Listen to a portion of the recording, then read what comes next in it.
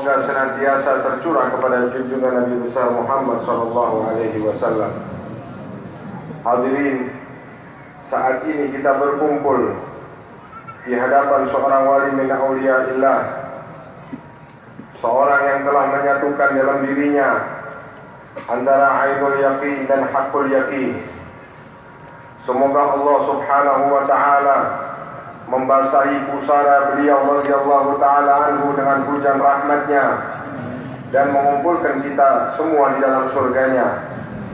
Beliau adalah Al-Imam Al-Qutub Al-Habib Abu Bakar bin Muhammad bin Umar bin Abi Bakar ibn Imam Wadi Al-Ahqaf Al-Habib Umar bin Segaf As-Segaf. Nasab ini terus bersambung hingga kepada junjungan kita Nabi besar Muhammad sallallahu alaihi wasallam. Al-Habib Abu Bakar dilahirkan pada tahun 1285 Hijriah di kota Besuki, Jawa Timur. Dalam usia kanak-kanak, ayah beliau Al-Habib Muhammad bin Umar telah wafat. Walaupun sebagai anak yatim, tapi beliau dapat tumbuh dewasa dalam perhatian dan perlindungan yang sempurna. Sejak kecil telah tampak tanda-tanda kesalehan dan kebesaran wilayah kedudukan beliau. Pada usia sekitar 8 tahun, atas permintaan nenek dari ayahnya, seorang arif billah, al-arifah billah, wanita salihah al-afifah Fatimah binti Abdullah Allan, Al-Habib Abu Bakar pergi ke Hadramut ditemani oleh Al-Mukarram Syekh Muhammad Bazmul. Sesampainya di kota Sewun di Hadramut, beliau disambut oleh paman sekaligus guru beliau Al-Allamatul Abar Al-Habib Abdullah bin Umar beserta segenap keluarga dan sanak famili. Adapun tempat yang menjadi tujuan utama Al-Habib Abu Bakar di kota Sewun adalah ke tempat Al-Arif Billah Al-Habib Syekh bin Umar bin Segaf, seorang ulama yang terkenal di zamannya. Sewaktu bertemu dengan Al-Habib Syekh bin Umar, beliau Al-Habib Abu Bakar yang masih kecil diletakkan di atas pangkuannya dan disambut dengan tangis kegembiraan. Ini semua karena beliau Al-Habib Syekh mampu melihat tanda-tanda wilayah dan kesalehan yang memancar dari wajah Al-Habib Abu Bakar yang masih kecil. Sejak pertemuan di atas, perhatian Al-Habib Syekh kepada Al-Habib Abu Bakar sangat perhatian, hingga dalam waktu singkat pendidikan yang diberikan telah nampak hasilnya. Pada saat yang bersamaan, beliau Sayyidi Al-Habib Abu Bakar mempelajari dan menelaah ilmu fikih dan tasawuf dari paman beliau sendiri Al-Habib Abdullah bin Umar. Bahkan lebih dari itu, Al-Habib Abu Bakar mendapatkan pendidikan bukan hanya sekadar teori, tapi juga mendapatkan praktek secara langsung. Karena dalam usia tersebut, Al-Habib Abu Bakar telah rutin dibangunkan malam untuk melaksanakan sholat tahajud bersama. Selain dari kedua guru di atas, Al-Habib Abu Bakar juga berguru kepada para ulama di masa itu. Di antaranya sebagai guru terbesar beliau, sekaligus sebagai Syekhun Nazar, Al-Imam Al-Arif Billah Al-Qutub Sayyidi Al-Habib Ali bin Muhammad Al-Habashi. Perhatian Al-Habib Ali telah tercurahkan semenjak Al-Habib Abu Bakar berada di Indonesia.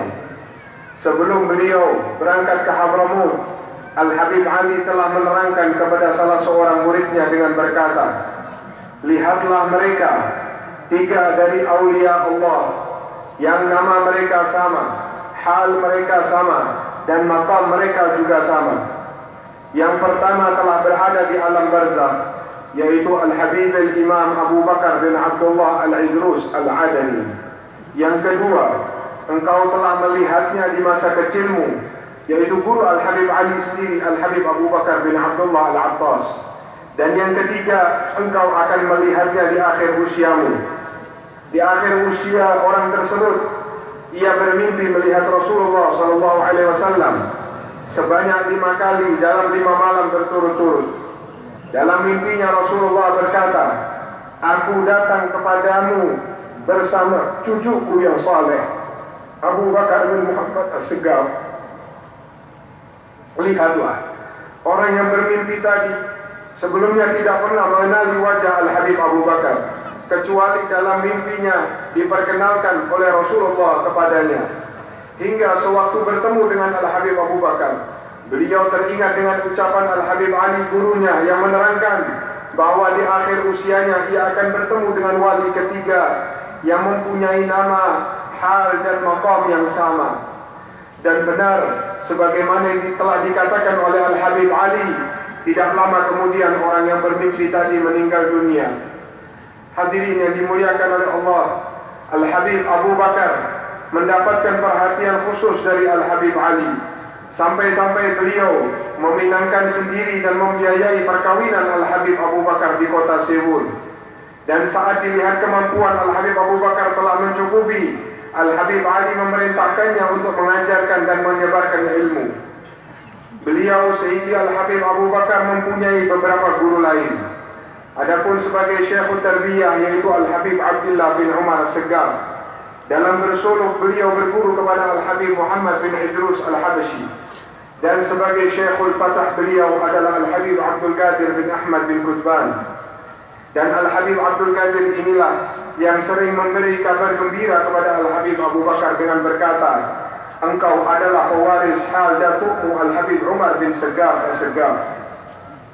Selain dari para ulama dan aulia di atas, Al-Habib Abu Bakar juga berguru dan mendapatkan ijazah serta ilbas dari para ulama, di antaranya Al-Habib Muhammad bin Ali As-Segaf, Al-Habib Idrus bin Umar Al-Habashi, Al-Habib Ahmad bin Hasan Al-Attas, Al-Habib Abdurrahman Al-Mashhur, dan Al-Habib Syekh bin Idrus Al-Idrus dan lain-lainnya.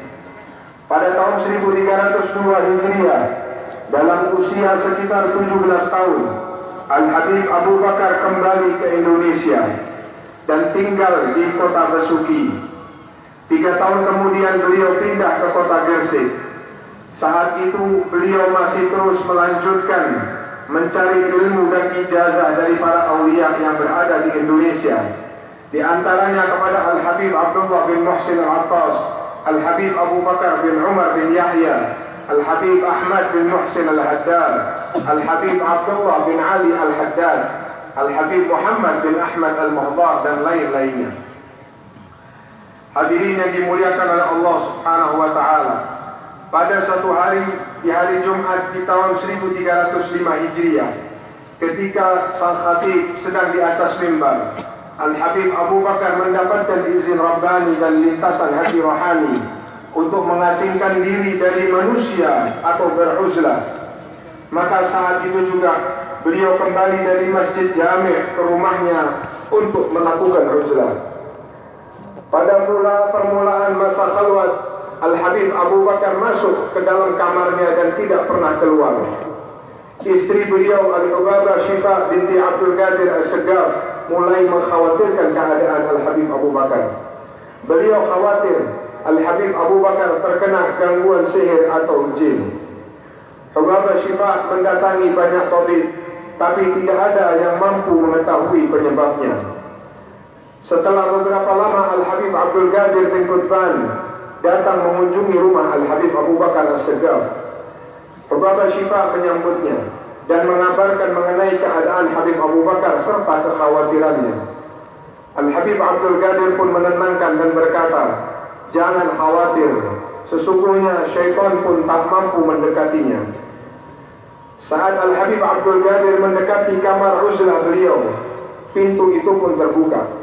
Al-Habib Abdul Qadir masuk dan bertemu dengan Al-Habib Abu Bakar. Al-Habib Abdul Qadir berkata kepada Al-Habib Abu Bakar, wahai Abu Bakar, engkau sekarang telah berada di maqam kakekmu Umar bin Segaf As-Segaf. Tapi jangan pernah merasa puas. Teruslah cari maqam yang lebih tinggi dan lebih tinggi lagi. 15 tahun Al-Habib Abu Bakar menjalani khalwatnya berkhidmat kepada Tuhannya. Saat Allah Subhanahu wa Ta'ala memberinya izin untuk keluar, datang guru beliau Al-Habib Muhammad bin Idrus yang memberinya isyarat untuk keluar sambil berkata, kami memohon dan bertawajjuh kepada Allah selama 3 hari 3 malam secara khusus untuk mengeluarkan Abu Bakar bin Muhammad As-Segaf dari khalwatnya. Lalu Al-Habib Muhammad menggandeng tangan Al-Habib Abu Bakar dan mengajaknya keluar dari tempat khalwat. Kemudian bersama-sama menziarahi makam seorang wali termasyhur yang saat ini kita juga berada di hadapannya, Al-Habib Alwi bin Muhammad bin Hashim As-Segaf. Setelah melakukan ziarah, Al-Habib Abu Bakar diajak ke kota Surabaya, dan di hadapan para hadirin yang ada di majlis, sambil menunjuk kepada Al-Habib Abu Bakar, Al-Habib Muhammad bin Idrus mengatakan, ini adalah gudang dari semua gudang Al-Bani Alawi. Aku telah membukanya untuk memberikan kemanfaatan kepada manusia, baik yang khusus maupun yang awam. Setelah peristiwa tersebut, selanjutnya Al-Habib Abu Bakar mengadakan majlis ta'lim di rumahnya. Selama hidup beliau, di majlis tersebut dikhatamkan lebih dari 40 kali kitab Ihya Ulumuddin, yang pada setiap khatamannya diadakan jamuan bagi para hadirin. Al-Habib Abu Bakar memiliki perhatian yang sangat besar terhadap jejak salafun salih. Beliau mencontoh para salafun salih dari pakaian hingga akhlaknya. Dan di majlis beliau, dari sekian banyak kitab yang dibaca, termasuk juga kitab karya para salafun salih. Semoga Allah meridhai mereka semua. Mengenai maqam atau kedudukan beliau telah mencapai as-siddiqiyatul kubra. Para awliya di zamannya menerangkan mengenai kedudukan beliau. Al-Habib Muhammad bin Ahmad Al-Mu'tar dalam sebuah suratnya sehingga bersumpah mengatakan, sesungguhnya Al-Akh Abu Bakar bin Muhammad As-Segaf laksana permata yang bergemerlapan, yang berjalan bahkan terbang ke maqam datuk-datuknya.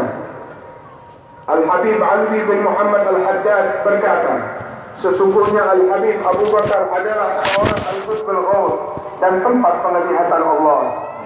Al-Habib Ali bin Abdurrahman Al-Habsyi sewaktu datang ke kota Gresik di hadapan para hadirin sambil menangis, beliau berkata, ini adalah Raja Lebah, dan sambil menunjuk kepada Al-Habib Abu Bakar.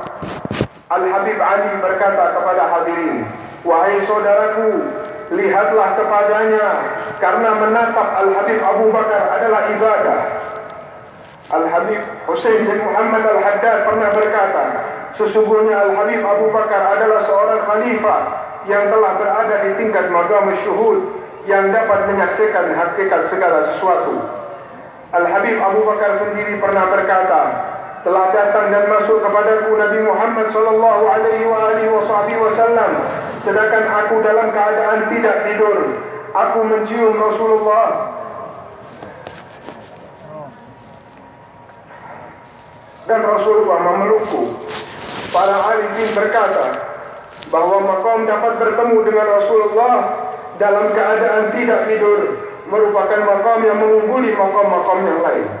Kesemuanya ini merupakan hasil dari meneladani sunnah-sunnah Nabi Muhammad SAW dan kesempurnaan istiqamah yang merupakan puncak dari karamah.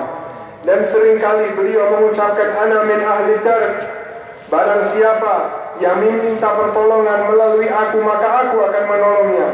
Dan barang siapa yang dalam keadaan kesusahan memanggil-manggil namaku, maka aku akan datang dengan segera atas izin Allah Subhanahu wa ta'ala. Termasuk sebagian dari kalam beliau, Al-Habib Abu Bakar As-Segaf adalah, kami mendapatkan isyarat untuk membaca satu salawat Nabi SAW, dan kami akan mengijazahkan salawat itu kepada kalian. Lantas beliau mengijazahkan bacaan salawat tersebut kepada para hadirin. Salawat itu berbunyi, Allahumma salli ala Sayyidina Muhammadin kamalil wujud fi hadzal yawm wa fi kulli yawm wa fil yawmil ma'ud sirran wa jahra fid dunya wal ukhra wa ala alihi wa sahbihi wa sallim. Dibaca setiap hari sebanyak 10 kali. Para hadirin pun menerima ijazah itu. Kemudian mereka memohon dengan sangat kepada Al-Habib Abu Bakar untuk menutup majlis dengan tertib Fatihah yang mencakup semua. Beliau pun membaca tertib Fatihah dan menutupnya dengan doa kunut. Setelah itu hidangan disajikan kepada hadirin. Mereka menyantapnya dengan mengharapkan keberkahan. Semoga Allah Subhanahu wa Ta'ala memberikan manfaat kepada kami dengan keberkahan beliau dan mereka semua. Pada kesempatan lain, di satu majlis khusus, beliau Al-Habib Abu Bakar Al-Habib Muhammad bin Hud Assegaf bertanya kepada Al-Habib Abu Bakar mengenai kapan sebaiknya dibaca salawat tersebut. Al-Habib Abu Bakar menjawab, boleh dibaca kapan saja, terserah kepada yang membaca salawat. Tetapi beliau, Al-Habib Abu Bakar memberikan isyarat bahawa beliau sendiri membacanya setelah salat subuh, dimulai dengan membaca Bismillahirrahmanirrahim. Alhamdulillahirabbil alamin. Innallaha wa malaikatahu yusalluna 'alan nabi. Ya ayyuhalladzina amanu sallu 'alaihi wa sallimu taslima. Dibaca satu kali. Kemudian membaca salawat qamariyah yang tadi disebutkan di atas sebanyak 10 kali. Aku, Al-Habib Muhammad bin Hud Assegaf, telah memintakan kepada beliau ijazah salawat tersebut kepada pembaca kitab majmu' ini, juga bagi pendengar dan penulisnya, termasuk kita semua yang hadir saat ini mendengar ucapan apa yang telah ditulis oleh Al-Habib Muhammad bin Hud. Dan Al-Habib Abu Bakar memberikan ijazah kepada semuanya. Kemudian beliau mengabarkan kepadaku bahawa salawat ini memiliki manfaat-manfaat istimewa dan faedah yang banyak sekali. Di antaranya dapat menjadi penjaga dari sihir. Faedah ini diberitakan oleh malaikat Jibril alaihissalam kepada Nabi SAW. Telah banyak kabar gembira yang datang mengenai salawat ini. Beliau memerintahkan aku, Habib Muhammad bin Hud Assegaf, untuk menuliskannya bersama kabar gembira yang lain yang tertulis di dalam kitab Majmu' al-Mubasyirat yang berada di sisi beliau. Di akhir usianya, Al-Habib Abu Bakar sering berkata, aku bergembira untuk berjumpa Allah. Al-Habib Abu Bakar meninggal dalam keadaan ridha dan diridhai pada malam Senin 17 Dzulhijjah 1376 Hijriah dalam usia 91 tahun. Semoga barokah yang ada pada beliau terlimpahkan kepada kita semua, amin ya rabbal alamin. Hadirin, kita telah mendengar sejarah hidup Al-Habib Abu Bakar. Manaqib ini setiap tahun kita dengar. Begitu juga manaqib yang dibaca ketika haul para habaib Indonesia. Tidak ada satu sejarah hidup yang dibaca di acara haul kecuali isinya adalah kita meneladani jalan hidup bersama. Tidak ada orang yang hadir di haul ini kecuali mengidolakan dan menghendaki seperti wali yang diadakan haul tersebut, dengan harapan untuk ditiru dan dipraktekkan. Dalam manaqib diceritakan masa kecil Habib Abu Bakar diisi dengan belajar. Bahkan orang tua beliau, nenek beliau mengirimnya ke negeri yang jauh dan berpisah dengan keluarga yang ada di tanah air. Setiap hari bukan hanya diberikan ilmu, tapi yang paling penting diberikan contoh dan praktek langsung dari gurunya yang juga paman beliau. Kita yakini zaman Al-Habib Abu Bakar cenderung lebih bersih dari zaman kita. Bagaimana rasa khawatir terhadap anak terjerumus dengan kebodohan sungguh besar. Zaman saat ini banyak orang tua merasa aman dan santai dengan kebodohan yang melanda keluarga dan anaknya. Entah karena bingung dalam mendidik anak atau dia tidak mau tahu kemana sehingga merasa demikian. Para orang tua tidak memiliki pegangan dan panduan dalam mendidik, sehingga anak pun bingung mencari panutan. Sehingga panutan yang dijadikan rujukan oleh seorang anak adalah orang di luar sana yang tidak jelas dalam urusan agama. Mendidik anak di masa ini membutuhkan kerja keras. Jangan harap orang tua bersantai mendapati anak yang taat dan berilmu. Semua itu butuh kerja keras. Sama kerja kerasnya seperti orang yang rakus dalam mencari dunia. Apakah kita pernah merasa rakus dengan ketaatan dan ilmu? Juga untuk anak-anak kita. Apa pernah kita merasakan bahwa mereka rakus dengan ketaatan dan ilmu? Orang tua zaman dahulu begitu mendengar ada seorang alim datang, maka berbondong-bondong mereka dengan anak-anak mereka mendatangi seraya mengambil berkat. Dan jika memungkinkan mengusahakan anaknya untuk dapat mengambil ilmu dari si alim. Hadirin, apalagi saat ini anak-anak kita hidup di dua dunia. Dunia nyata dan dunia maya. Di dunia nyata kita bisa mendidik dan melihat secara langsung fisik mereka dan arah langkah mereka. Sehingga mungkin dengan dunia nyata kita merasa aman dengan anak-anak kita. Tapi bagaimana dengan dunia maya yang masuk pada ranah privat? Tunggu dari kemarin anaklah yang bekerja bisa sangat memungkinkan tersembunyi dibanding ketika mereka aktif di dunia nyata. Dunia maya saat ini hampir sejajar dengan dunia nyata, sehingga pola pikir dan perilaku hampir mirip dengan dunia nyata. Bahkan saking realnya dunia maya sampai ada undang-undang di negara ini yang mengatur. Bedanya, kebebasan anak dalam mengakses dan berkomunikasi tidak terbatas oleh sekat dinding kamar dan rumah. Justru saat ini penyusupan terhadap perubahan jiwa anak banyak terpengaruhi oleh dunia maya. Zaman dahulu anak hanya bisa mencontoh dari apa yang dilihat di dunia nyata, baik itu seorang figur maupun pergaulan. Figur itu bisa tampil di hadapannya maupun di depan televisi. Dahulu televisi hal yang berbahaya, tetapi setidaknya televisi dilihat orang banyak dengan pertanggungjawaban yang lebih besar kepada masyarakat sehingga mudah mengkontrolnya. Tetapi bagaimana dengan media sosial dan konten dunia maya saat ini yang mampu diakses anak antar individu dengan individu?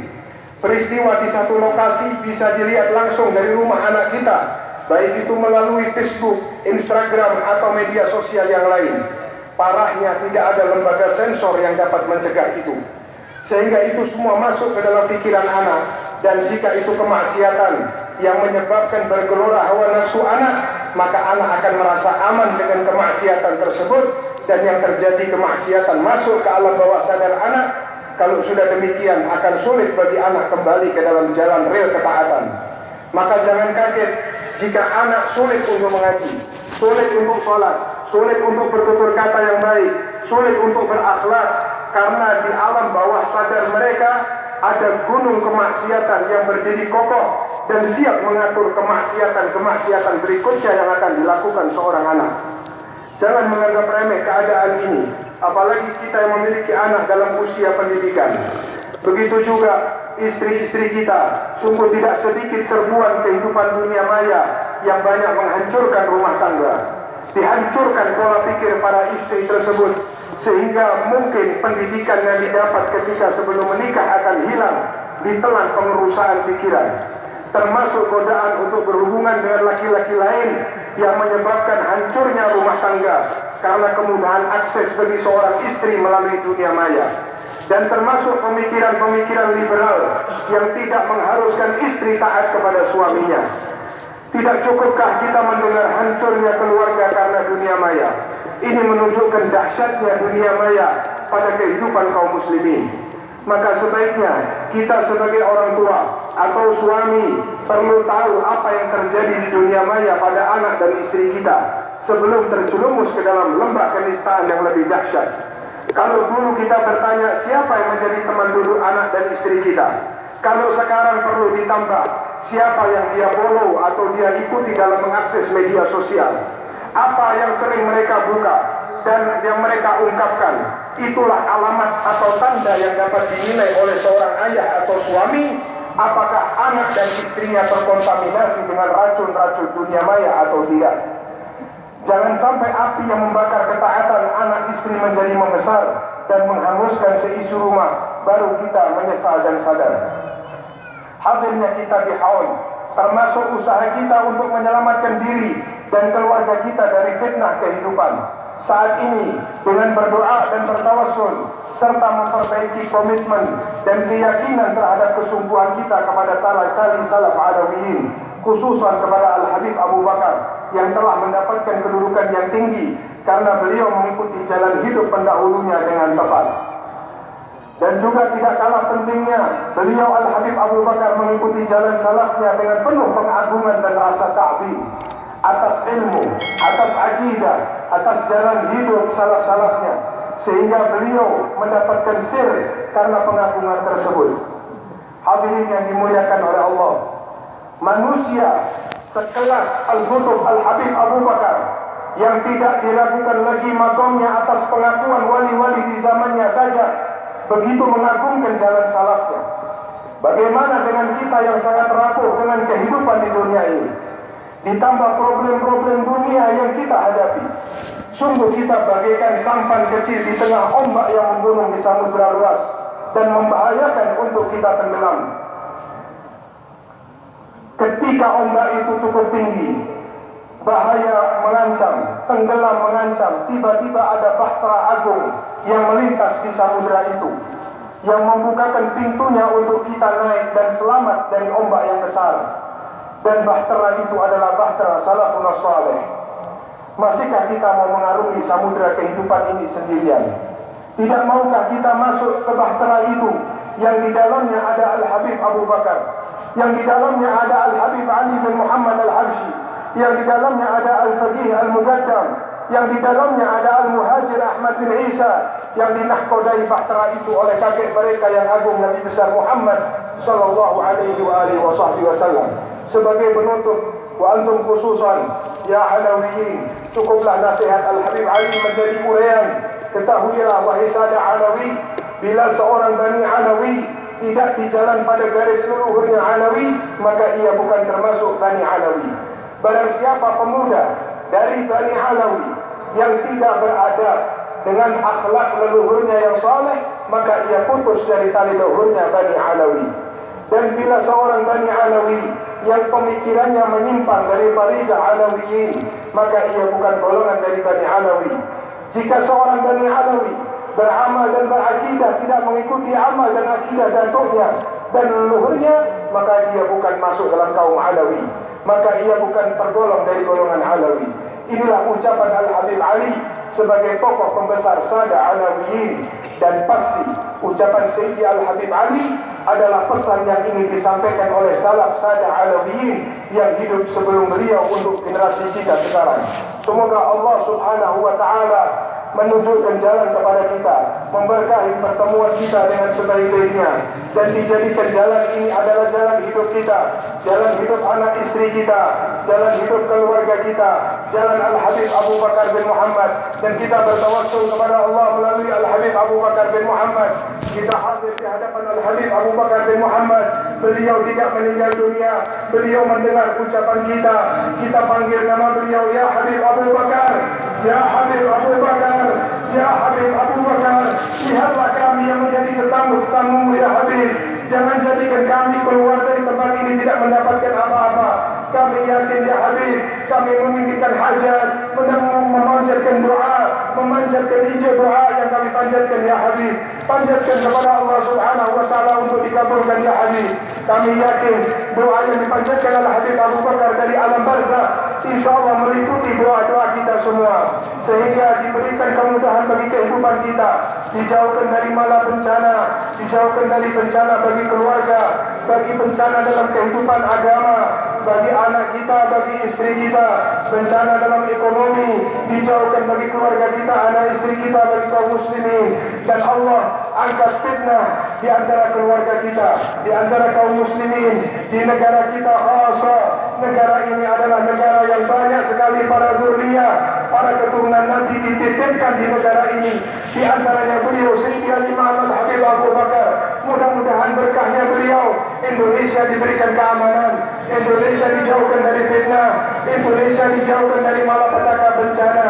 Allah jadikan pemimpin diberikan hidayah, Allah jadikan para pemimpin diberikan hidayah. Doa daripada wali-walimu yang ada di bumi Nusantara ini, dan mereka yang sedang berhaji, Allah terima hajinya, Allah jadikan haji mereka haji yang mabrur, haji yang diterima, mereka kembali ke tanah air dalam keadaan sehat wal afiat, membawa contoh yang baik bagi keluarga. Amin ya rabbal alamin. Dan doa panjangkan kita terakhir kita panjangkan, ya Allah, panjangkan usia kita semua, panjangkan usia hadirin yang hadir, dan orang-orang yang niat untuk hadir ke tempat ini, mereka yang belum sempat hadir tapi niat, mereka termasuk tetamu para Al-Habib Abu Bakar. Panjangkan usia mereka, ya Allah, panjangkan usia mereka, ya Allah, dalam sehat wal afiat, dalam kegembiraan, dalam keimanan dan ketakwaan. Dan jika akhirnya waktu bagi kita semua untuk berpisah dari alam dunia, ya Allah, ketika menghadapi sakaratul maut, ketika menghadapi sakaratul maut, ketika ruh mulai berjalan, ketika sulitnya orang mengucapkan la ilaha illallah, beliau Sayyidi Al-Habib Abu Bakar yang akan menuntut kami, ya Allah. Al-Habib Abu Bakar yang akan menuntut la ilaha illallah, Al-Habib Abu Bakar yang akan menuntut la ilaha illallah. Ya Habib Abu Bakar, datanglah engkau kepada kami ketika kami sedang menghadapi sakaratul maut, sehingga kami mati dalam keadaan husnul khatimah, roh kami lepas dari